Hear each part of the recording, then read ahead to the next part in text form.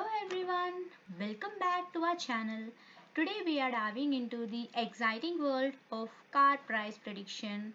I'll be sharing the code and walking you through each step of the process from importing libraries to cleaning the dataset and explaining the significance of each column. So let's get started. Here there are the necessary libraries that I am importing. Before importing these libraries, you have to install on your laptop. So please do install all these libraries. To install each and every library, you have to use this line of code. I mean pip install pandas to import to install pandas. To install matplotlib, pip install matplotlib. Uh, to install numpy, pip install numpy. To install the cborn, pip install cborn.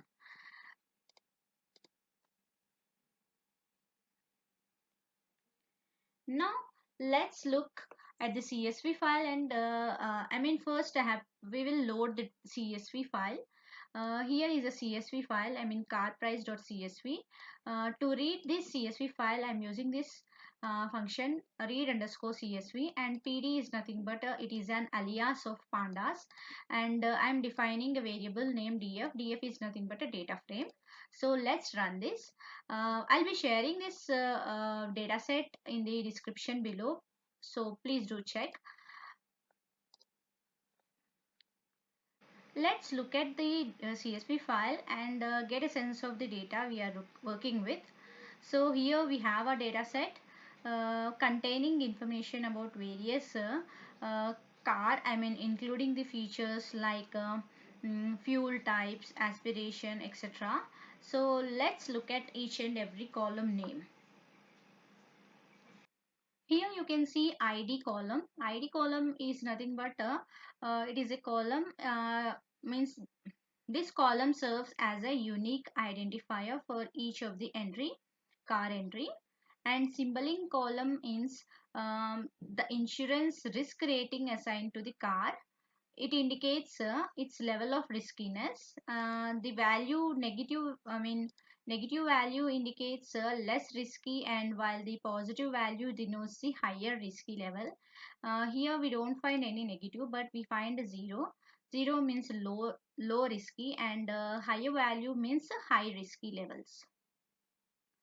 Next we have a name column. This is a model name, car model name. Here you can see there are different car types: BMW Z4, BMW X1, so on. So these are the car names. Next we have the fuel types. Fuel types is nothing but this specifies the type of a fuel, means whether it is a gas or diesel car. Next we have aspiration. Aspiration indicates whether the car is equipped with turbocharger or not. If it is turbocharger, then it is turbo, and if it is not a turbocharger, then STD. It affects the engine performance. Okay. Next there is a door number. Door number represents the number of doors present on the car, influencing its design and functionality. Next we have car body.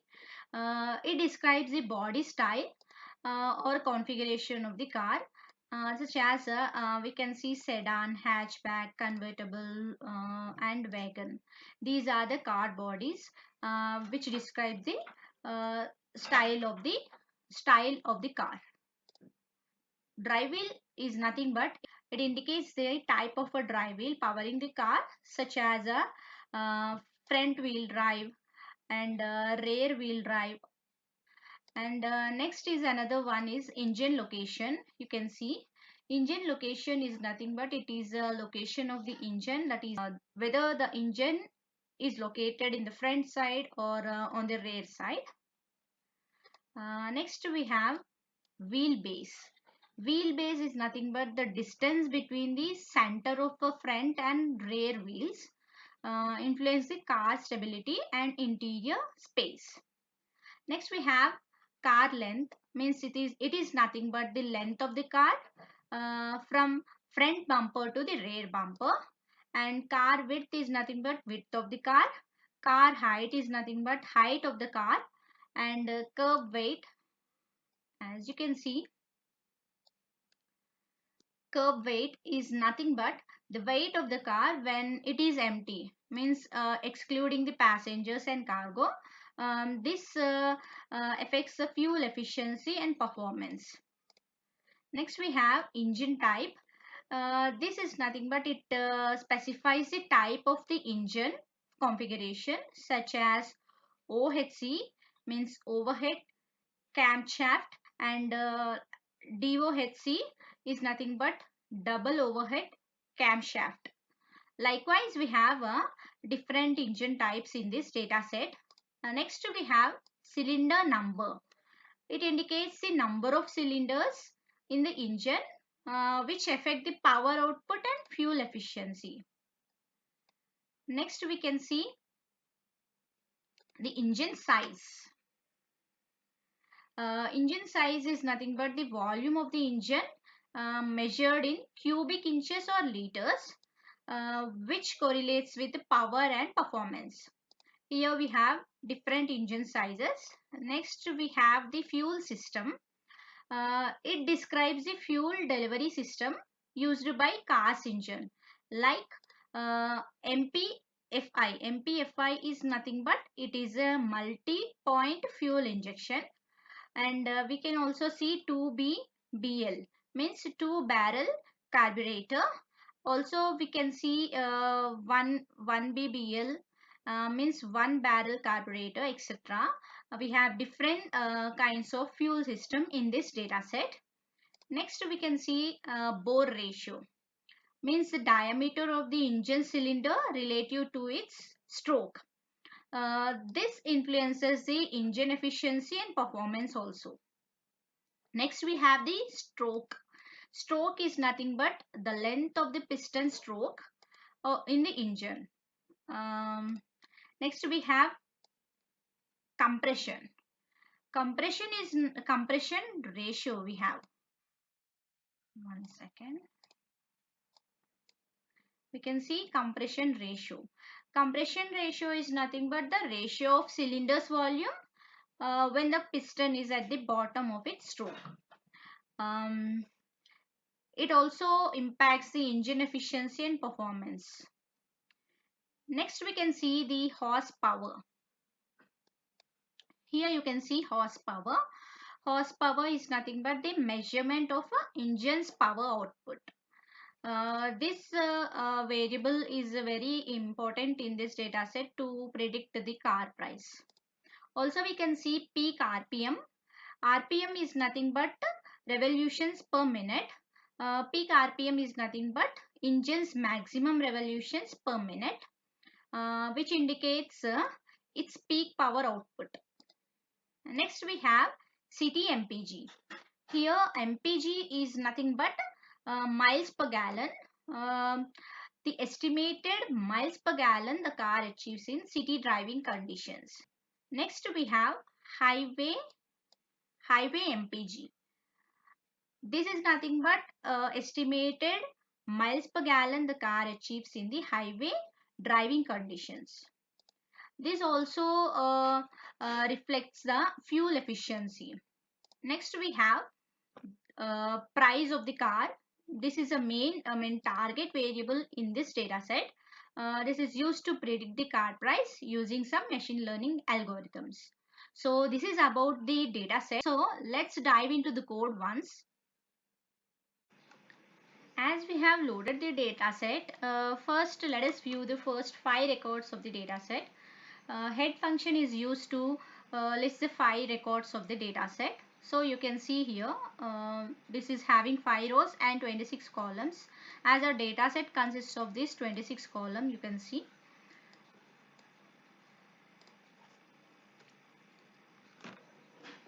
Next, to view the shape of the data set, we will be using this shape function. It displays the number of rows and columns. Rows is nothing but records, and columns is nothing but the column names. We have 26 columns and 205 records in this data set. So it is displaying 205 by 26. Next, df.columns to display the column names. I'm using this. Next, you can see info. I'm using this info function to display the information about this data set. Information is nothing but it lists the data type, non-null values, non-null count, as well as the column names, and also the memory usage of this data set. So here we can see, as the data set consists of 205 records, and here it is showing non-null count value 205 for all the column names, means that there is no inconsistency in this data set. Okay. df.describe.t is nothing but it is used to generate the descriptive statistics for numerical columns, and t is nothing but, as we know, it is a transpose. So here you can see we have 16 numerical columns, and we can find the mean, median, standard deviation, minimum, maximum, upper quartile, lower quartile, median values, and also counter values of this data set. Here you can see uh, the engine size mean is 126.90, as well as strokes median is nothing but 3.29 is a median, and mean of the stroke is 3.255. Likewise, horsepowers standard deviation is 39.54. Maximum value of horsepower is 288, and also you can see mean value of horsepower is 104.11. Minimum value is 48, and lower quartile value is 70, median value is 95, and upper quartile value is 116. To find the mean value of the price, you can see here 13,276 is the mean of this price, and maximum value of the price is 45,400. Minimum value you can see here, minimum value is 5,018, and median is nothing but 10,295. This is upper quartile 16,503, and lower quartile value is 7,788, and standard deviation is 7,988. Likewise, you can check with the other variables of the, other numerical column variables. It will list the descriptive statistic. So let's check the null values. If the data set consists of any null values, then it will be displaying the null values. This is null is nothing but it is a function used to check whether the data set consists of any null values, and sum will sum all the null values of this data set. Here we can see that there are no null values in our data set. Next, to display the duplicate values, we are using this duplicated. To check whether our dataset consists of any duplicated values, I am using this duplicated, and sum is to total all of the duplicated values. So we can check that there are no duplicated values in our dataset. Next, I am using this df name dot value counts. This value counts is used to display the unique values of that particular column. Here our column name is name, and it is displaying the unique values, like it is displaying the unique car names of this data set. Here you can see Toyota Corona has a 6 in number. Likewise, you can see there are different types of cars in this data set, and its values are displayed here. Next, fuel types value counts. To display the unique values of the fuel type, we are using this value counts. And here you can see gas is gas cars.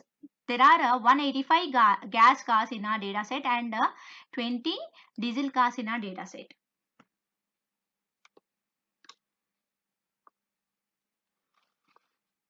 Next, drive wheel. There are different types of, unique values of drive wheels like FWD, RWD, and 4WD.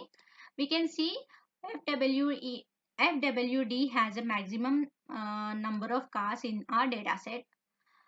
FWD drive wheel cars are more in our dataset when compared to 4WD. And as I said, car body is nothing but it is a type of car. Whether it is a sedan or hatchback car. So these value counts will display the unique values of this car body. Four types. There are five types of unique values, unique car bodies in our data set. Sedan cars are 96, hatchback are 70, wagon are 25, hardtop are 8, and convertible are 6. Likewise, you can check this engine location. In our data set, there are front engine cars are 202 and only 3 rear engine cars are available. Next, to view the fuel system, I'm using unique fuel system. Fuel system dot value cons is used. It will display the unique values of the fuel system. Here you can see MPFI has a more number of fuel system cars, and least number of fuel systems are MFI and SPFI cars. Next, we can see that our data set consists of some unnecessary our dataset consists of some unnecessary variables, like unnecessary columns, like this ID column is not necessary in predicting the car price, as well as you can see here name also we don't require in predicting name. Car name also not required to predict the price of the car. So let's drop these columns.